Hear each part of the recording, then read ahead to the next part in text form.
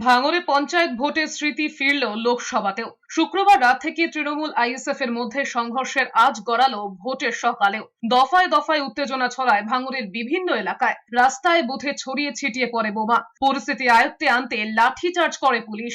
ISF এজেন্টকে police তুলে নিয়ে যায় বলে অভিযোগ। খবর পেয়ে আইএসএফ প্রার্থী নূর আলম খান ঘটনাস্থলে যান। সেই সময় তৃণমূল আশ্রিত দুষ্কৃতীরা প্রার্থীর গাড়ি ধাওয়া করে বলে অভিযোগ। ভাঙচুর করা হয় গাড়ি। রাতেও বিস্তীর্ণ এলাকায় বোমাবাজি হয়। নরমুলিতে তৃণমূল আইএসএফ এর মধ্যে রীতিমতো খন্ড যুদ্ধ বেঁধে যায়।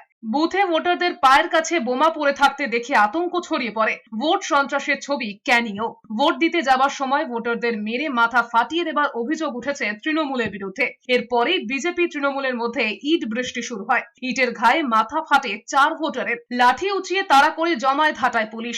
এরপর গাছের গুড়ি ফেলে বিক্ষোভ দেখায় স্থানীয়রা। এদিকে কুলতলির মেরিগঞ্জে বিজেপি কর্মীর ভোটদানে বাধা দেবার অভিযোগ পেয়ে সেখানে পৌঁছন বিজেপি প্রার্থী অশোক কান্ডারি। তিনি বাহিনীকে সঙ্গে নিয়ে ভোটারদের ভোট কেন্দ্রে নিয়ে যান।